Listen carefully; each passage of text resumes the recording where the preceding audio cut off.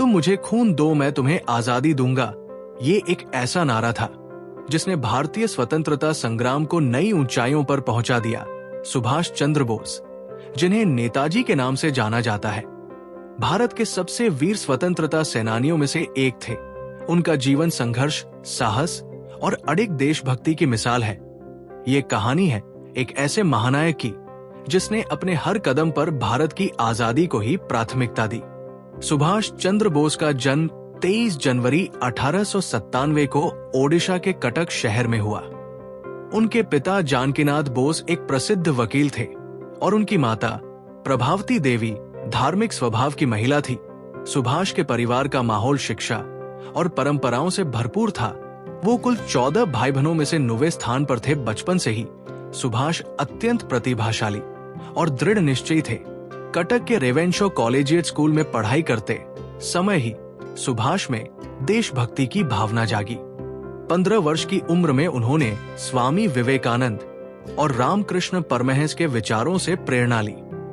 ये उनके जीवन का वो समय था जब उन्होंने ये ठान लिया कि उनका जीवन देश सेवा के लिए समर्पित होगा। सुभाष चंद्र बोस ने 1913 में कलकत्ता के प्रेसिडेंसी कॉलेज में दाखिला लिया। यहां उनकी राष्ट्रीयता की भावना और गहरी हो गई। एक बार कॉलेज के एक ब्रिटिश प्रोफेसर ने भारतीयों के प्रति अपमानजनक टिप्पणी की, जिससे सुभाष आहत हुए।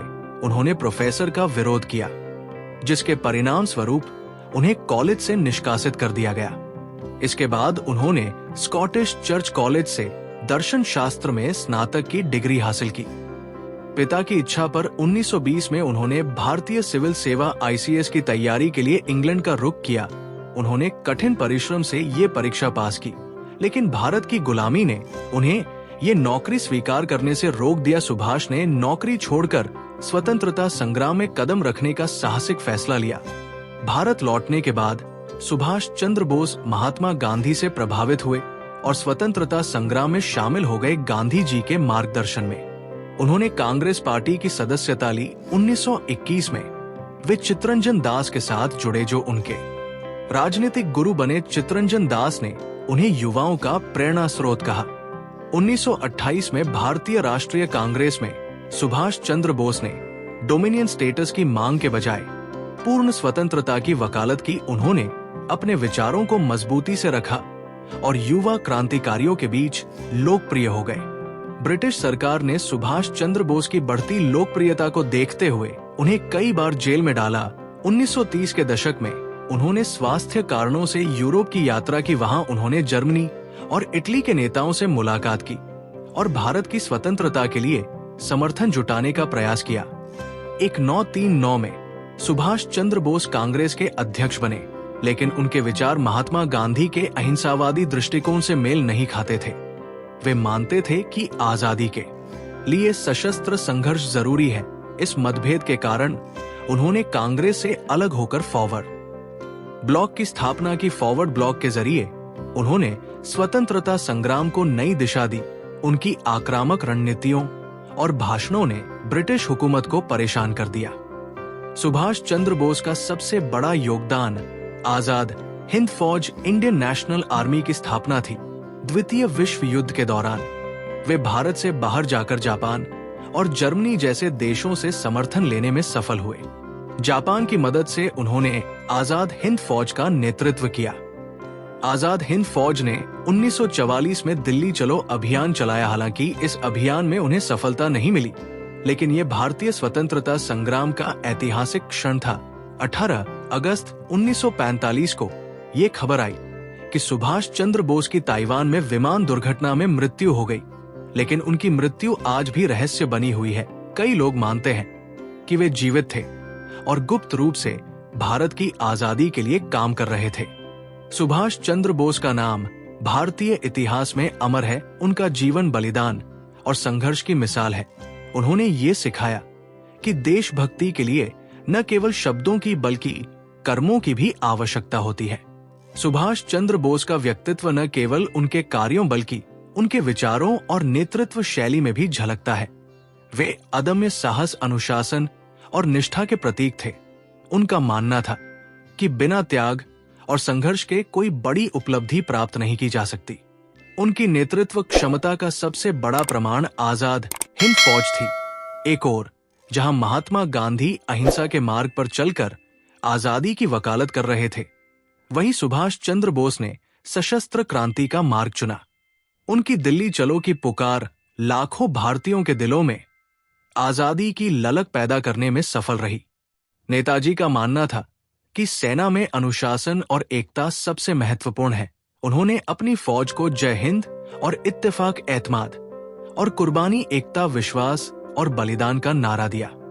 सुभाष चंद्र बोस स्वामी विवेकानंद और महात्मा गांधी से गहराई से प्रभावित थे।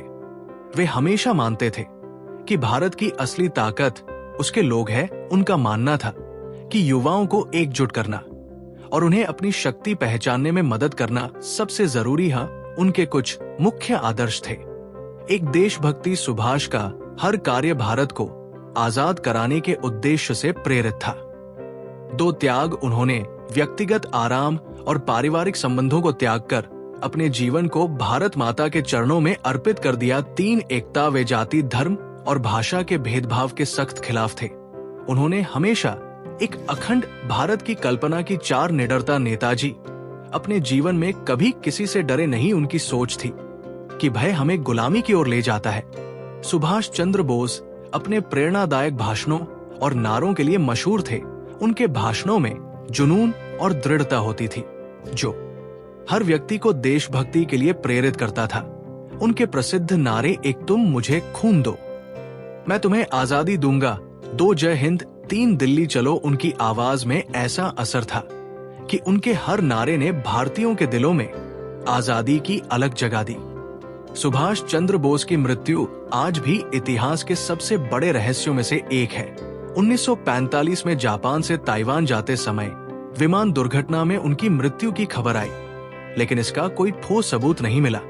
कुछ इतिहासकार मानते हैं कि नेताजी ने अपनी मृत्यु की झूठी खबर फैलाई ताकि वे गुप्त रूप से भारत की आजादी के लिए काम कर सके। कुछ का मानना है कि वे रूस गए और वहां अपनी योजनाओं को आगे बढ़ाने का प्रयास किया। कई लोगों को आज भी विश्वास है कि नेताजी जीवित थे और भारत के लिए अज्ञात रूप से योगदान करते रहे।